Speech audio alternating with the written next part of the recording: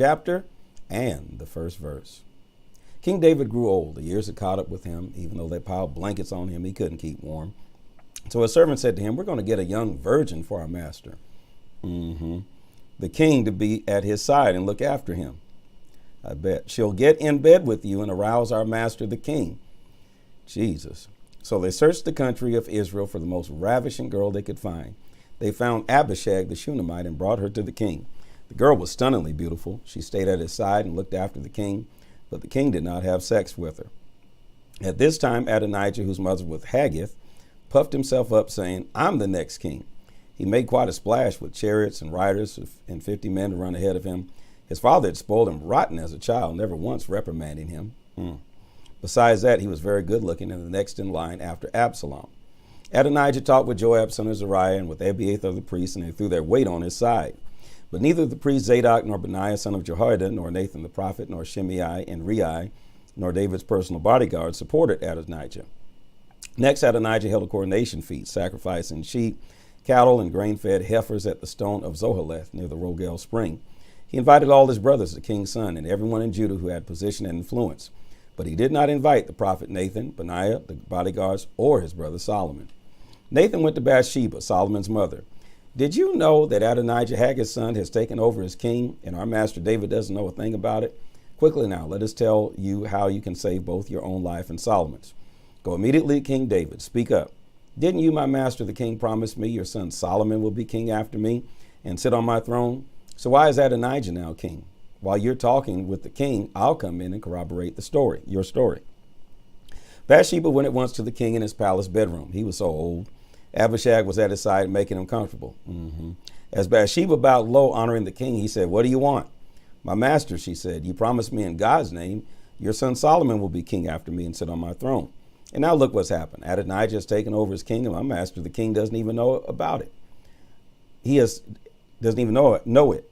He has thrown a huge coronation feast, cattle and grain-fed heifers and sheep, inviting all the king's son, the priest Abiathar and Joab, head of the army. But your servant Solomon was not invited.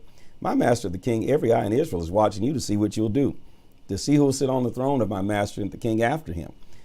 If you fail to act the moment you're buried, my son Solomon and I are as good as dead. Abruptly, while she was telling the king all this, Nathan the prophet came in and was announced. Nathan the prophet is here. He came before the king, honoring him by bowing deeply, his face touching the ground. My master, the king, Nathan began, did you say Adonijah shall be king after me and sit on my throne?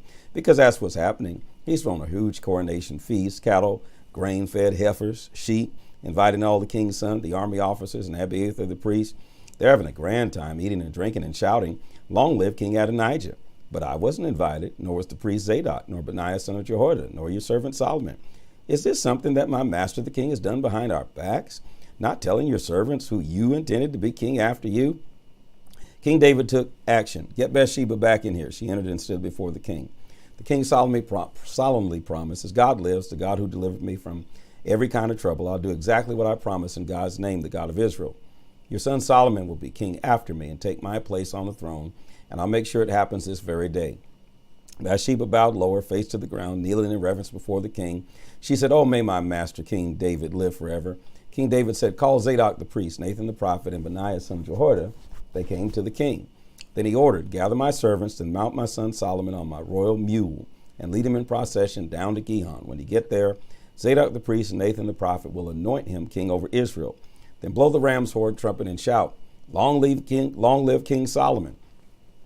You will then accompany him as he enters and takes his place on my throne, succeeding me as king.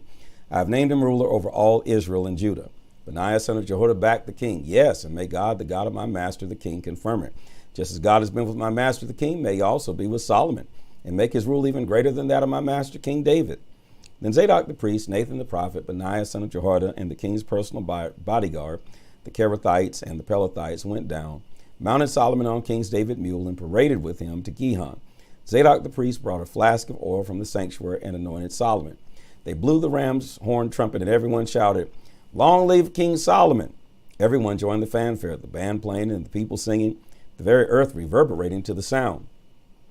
Adonijah and his retinue of guests were just finishing their coronation feast when they heard it. When Joab heard the blast of the ram's horn trumpet, he said, what's going on here? What's all this uproar? Suddenly, in the midst of the questioning, Jonathan, son of Abiathar, the priest, showed up. Adonijah said, "Welcome, a brave and good man like you must have good news." But Jonathan answered, "Hardly. Our master King David has just made Solomon king, and the king has surrounded him with Zadok the priest, Nathan the prophet, Benaiah son of Jehoiada, with the Kerethites and Pelethites." See, Adonijah, you should have invited all them people. "And they've mounted Solomon on the royal mules. Zadok the priest and Nathan the prophet had anointed him king at Gihon, and the parade is headed up this way, singing a great fanfare. The city is beside itself." That's what you're hearing. Here's the crowning touch. Solomon is seated on the throne of the kingdom. And that's not all. The king's servants have come to give their blessing to our master King David, saying, "God make Solomon's name even more honored than yours, and make his rule greater than yours." On his deathbed, the king worshiped God and prayed, "Blessed be God, Israel's God, who has provided a successor to my throne, and I've lived to see it." Panic. Adonijah's guests got out of there. They left that man by himself, scattering every which way. But Adonijah himself, afraid for his life because of Solomon, fled to the sanctuary and grabbed the horns of the altar. Solomon was told, "Adonijah, fearful of King Solomon, has taken sanctuary and seized the horns of the altar and is saying, 'I'm not leaving until King Solomon promises that he won't kill me.'" Solomon then said, "If he proves to be a man of honor, not a hair of his head will be hurt. But if there is evil in him, he'll die." Solomon summoned him, and they brought him from the altar. Adonijah came and bowed down, honoring the king. Solomon dismissed him. "Go home." 1 Kings chapter 2. This is going to get interesting. When David's time to die approached, he charged his son Solomon, saying, "I'm about to go the way of all the earth, but you be strong, so what you're made of, do what God tells you, walk in the path he shows you, follow the life map absolutely, keep an eye out for the signposts, his course for life, set out in the revelation to Moses. Then you get on well in whatever you do and wherever you go. Then God will confirm what he promised me when he said, if your sons watch their step, staying true to me, heart and soul, you'll always have a successor on Israel's throne. And don't forget what Joab, son of Zeruiah, did to the two commanders of Israel's army, to Abner, son of Ner, and to Amasa, son of Jether. He murdered them in cold blood, acting in peacetime as if it were war. And he is stained with that blood ever since. Do what you think best with him, but by no means let him get off scot-free. Make him pay. But be generous to the sons of Barzillai the Gileadite. Extend every hospitality to them. That's the way they treated me when I was running for my life from Absalom, your brother. You will also have to deal with Shimei, son of Gera, the Benjamite from Bahurim, the one who cursed me so viciously when I was on my way to Mahanaim. Later, when he welcomed me back at the Jordan, I promised him under God, I won't put you to death, but neither should you treat him as if nothing ever happened. You're wise. You know how to handle these things. You'll know what to do to make him pay before he dies. Then David joined his ancestors. He was buried in the city of David. David ruled for 40 years, 7 years in Hebron and another 33 in Jerusalem. Solomon took over on the throne of his father David. He had a firm grip on the kingdom. Solomon. Adonijah, son of Haggith, came to Bathsheba, Solomon's mother. She said, "Do you come in peace?" He said, "In peace. And then may I say something to you?" "Go ahead," she said, "speak." "You know that I had the kingdom right in my hands, and everyone expected me to be king. And then the whole thing backfired and the kingdom landed in my brother's lap. God's doing. So now I have one request to ask of you. Please don't refuse me." "Go ahead and ask," she said. "Ask King Solomon, he won't turn you down, to give me Abishag the Shunammite as my wife."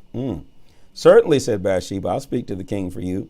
Bathsheba went to King Solomon to present Adonijah's request. The king got up and welcomed her, bowed respectfully, and returned to his throne. Then he had a throne put in place for his mother, and she sat at his right hand.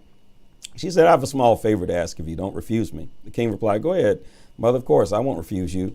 She said, "Give Abishag the Shunammite to your brother Adonijah as his wife." King Solomon answered his mother, "What kind of favor is this, asking that Abishag the Shunammite be given to Adonijah? Why don't you just ask me to hand over the whole kingdom to him on a platter, since he is my older brother and has Abiathar the priest and Joab, son of Zeruiah, on his side? So he really is the rightful one to the throne." Then King Solomon swore under God, "May God do his worst to me if Adonijah doesn't pay for this with his life. As surely as God lives, the God who set me firmly on the throne of my father David and has put me in charge of the kingdom, just as he promised Adonijah, will die for this today." That's a fulfillment of the prophecy. The sword will never leave David's family. King Solomon dispatched Benaiah, son of Jehoiada, and he struck Adonijah and he died. Solomon had a temper problem. The king then told Abiathar the priest, "You're exiled to your place in Anathoth. You deserve death, but I'm not going to kill you for now anyway, because you were in charge of the chest of our ruling God in the company of David my father, and because you shared all the hard times with my father. So why are you talking to this man like this? Solomon stripped Abiathar of his priesthood, fulfilling God's word at Shiloh, regarding the family of Eli. When this news reached Joab, this Joab who had conspired with Adonijah, although he had remained loyal in the Absalom affair, he took refuge in the sanctuary of God, seizing the horns of the altar and holding on for dear life. King Solomon was told that Joab had escaped to the sanctuary of God and was clinging to the altar. He immediately sent Benaiah, son of Jehoiada, with orders: kill him. Kill the man who stood by your dad's side all those years, even though he was a devil. Benaiah went into the sanctuary of God and said, "King's orders, come out." He said, "No, I'll die right here." Benaiah went back to the king and reported. This was Joab's answer. The king said, "Go ahead then, do what he says. Kill him and bury him. Absolve me and my father's family of the guilt from Joab's senseless murders." God is avenging those bloody murders on Joab's head. 2 men he murdered, men by far better than he ever was. Behind my father's back, he brutally murdered Abner, son of Ner, commander of Israel's army, and Amasa, son of Jether, commander of Judah's army. Responsibility for their murders is for, so you're not going to bring up that he killed and murdered your brother Absalom. I see. Double standard. Responsibility for their murders is forever fixed on Joab and his descendants, but for David and his descendants, his family and kingdom, the final verdict is God's peace. So Benaiah, son of Jehoiada, went back, struck Joab, and killed him. He was buried in his family plot out in the desert. The king appointed Benaiah, son of Jehoiada, over the army in place of Joab and replaced Abiathar with Zadok the priest. That's definitely politics. The king next called in Shimei and told him, "Build yourself a house in Jerusalem and live here, but you are not to leave the area. If you so much as cross the brook Kidron, you're as good as dead. You will have decreed your own death sentence." Shimei answered the king, "Oh, thank you. Your servant will do exactly as my master the king says." Shimei lived in Jerusalem a long time. But it so happened that 3 years later, 2 of Shimei's slaves ran away to Achish, son of Maacah, king of Gath. Shimei was told, "Your slaves are in Gath." Shimei sprang into action, stupid, saddled his donkey and went to Achish and Gath looking for his slaves, and then he came back bringing his slaves. Solomon was told, "Shimei left Jerusalem for Gath, and now he's back." Solomon then called for Shimei and said, Didn't I make you promise me under God and give you a good warning besides, that you will not leave this area? That if you left, you will have decreed your own death sentence. And didn't you say, 'Oh, thank you, I'll do exactly what you say'? So why didn't you keep your sacred promise and do what I ordered?" Then the king told Shimei, "Deep in your heart, you know all the evil that you did to my father David. God will now avenge that evil on you. King Solomon will be blessed, and the rule of David will be a sure thing under God forever." Then the king gave orders to Benaiah, son of Jehoiada, and he went out and struck Shimei dead. The kingdom was now securely in Solomon's grasp. I guess so. You're killing all these folk. 1 Kings chapter 3. Solomon arranged a marriage contract with Pharaoh, king of Egypt. Messing up already. He married Pharaoh's daughter and brought her to the city of David until he had completed building his royal palace and God's temple in the wall around Jerusalem. Meanwhile, the people were worshiping at local shrines because at that time, no temple had yet been built in the name of God, but you did have the tabernacle.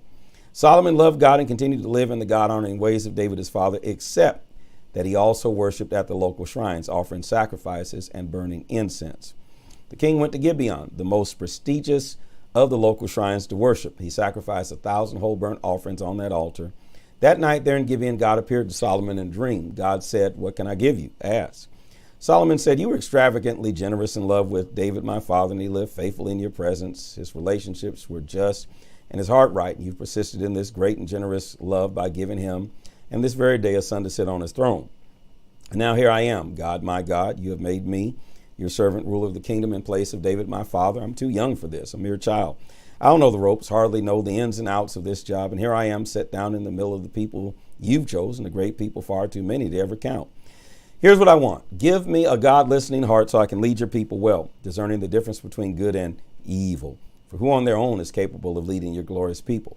God the Master was delighted with Solomon's response, and God said to him, "Because you've asked for this and haven't grasped for a long life or riches or the doom of your enemies, but you've asked for the ability to lead and govern well, I'll give you what you've asked for. I'm giving you a wise and mature heart. There's never been one like you before, and there'll be no one after. As a bonus, I'm giving you both the wealth and glory you didn't ask for, and there's not a king anywhere who will come up to your mark. And if you stay on course, keep your eye on the life map and the God signs, as your father David did, I'll give you a long life." Solomon woke up. What a dream. He returned to Jerusalem, took his place before the chest of the covenant of God, and worshiped by sacrifice and whole burnt offerings and peace offerings. Then he laid out a banquet for everyone in his service. The very next thing, 2 prostitutes showed up before the king. The one said, "My master, this woman and I live in the same house. While we were living together, I had a baby. 3 days after I gave birth, this woman also had a baby. We were alone. There wasn't anyone else in the house except for the two of us. The infant son of this woman died one night when she rolled over on him in her sleep." Really? "She got up in the middle of the night and took my son," I was asleep, mind you, "and put him at her breast and put her dead son at my breast. When I got up in the morning to nurse my son, he was this dead baby. But when I looked at him in the morning light, I saw immediately that he wasn't my baby." "Not so," said the other woman. "The living one is mine. The dead one is yours." First woman countered, "No, your son's the dead one. Mine's the living one." They went back and forth this way in front of the king. The king said, "What are we to do?" The woman says, "The living son is mine. The dead one is yours." And this woman says, "No, the dead one's yours and the living one's mine." After a moment, the king said, "Bring me a sword." They brought the sword to the king. Then he said, "Cut the living baby in two, give half to the one and half to the other." The real mother of the living baby was overcome with emotion for her son and said, "Oh, no, master, give her the whole baby alive. Don't kill him." But the other one said, "If I can't have him, you can't have him. Cut away." The king gave his decision. "Give the living baby to the first woman. Nobody is going to kill this baby. She is the real mother." The word got around. Everyone in Israel heard of the king's judgment. They were all in awe of the king, realizing that it was God's wisdom that enabled him to judge truly. 1 Kings chapter 4. King Solomon was off to a good start ruling Israel. These were the leaders in his government: Azariah, son of Zadok the priest; Eliharoth and Ahijah, son of Shisha, secretaries; Jehoshaphat, son of Ahilud, historian; Benaiah, son of Jehoiada, commander of the army; Zadok and Abiathar, priests; Azariah, son of Nathan, in charge of the regional managers; Zabud, son of Nathan, priest and friend to the king; Abishar, manager of the palace; Adoniram, son of Abda, manager of the slave labor.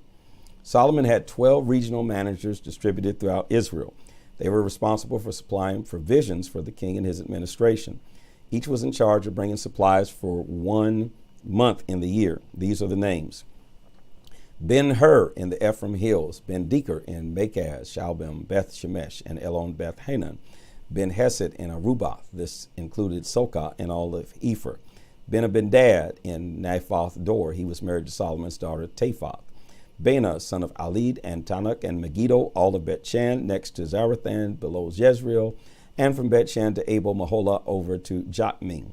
Ben-Geber in Ramoth Gilead. This included the villages of Jair, son of Manasseh in Gilead, and the region of Argob in Bashan with its 60 large walled cities with bronze-studded gates. Ahinadab, son of Edo in Mahanaim; Ahinaz in Naphtali. He was married to Solomon's daughter Basemath. What kind of name is that? Basemath. Baanah, son of Hushai in Asher and Allah; Jehoshaphat, son of Purah in Issachar; Shimei, son of Elah in Benjamin; Geber, son of Uri in Gilead. This was the country of Sihon, king of the Amorites, and also Og, king of Bashan. He managed the whole district by himself. Solomon's prosperity. Judah and Israel were densely populated, like sand on the ocean beach. All their needs were met. They ate and drank and were happy. Solomon was sovereign over all the kingdoms from the river Euphrates in the east to the country of the Philistines in the west, all the way to the border of Egypt. They brought tribute and were vassals of Solomon all of his life. One day's food supply for Solomon's household was 185 bushels of fine flour, 375 bushels of meal, 10 grain-fed cattle, 20 range cattle, 100 sheep, and miscellaneous deer, gazelles, roebucks, and choice fowl. What a menu. Solomon was sovereign over everything, countries and kings west of the Euphrates River from Tifsaph to Gaza. Peace reigned everywhere. Throughout Solomon's life, everyone in Israel and Judah lived safe and sound, all of them from Dan in the north to Beersheba in the south, content with what they had. Solomon had 40,000 stalls for chariot horses and 12,000 horsemen. The district managers, each according to his assigned month, delivered food supplies for King Solomon and all who sat at the king's table. There was always plenty. They also brought to the designated place their assigned quota of barley and straw for the horses. God gave Solomon wisdom, the deepest of understanding and the largest of hearts. There was nothing beyond him, nothing he couldn't handle. Solomon's wisdom outclassed the vaunted wisdom of wise men of the East, outshone the famous wisdom of Egypt. He was wiser than anyone, wiser than Ethan the Ezrahite, wiser than He-Man, wiser than Calcol and Darda, the sons of Mahol. He became famous among all the surrounding nations. He created 3,000 proverbs. His songs added up to 1,005. He knew all about plants, from the huge cedar that grows in Lebanon to the tiny hyssop that grows in the cracks of a wall. He understood everything about animals and birds, reptiles and fish. Sounds like Adam. Sent by kings from all over the earth who had heard of his reputation, people came from far and near to listen to the wisdom of Solomon.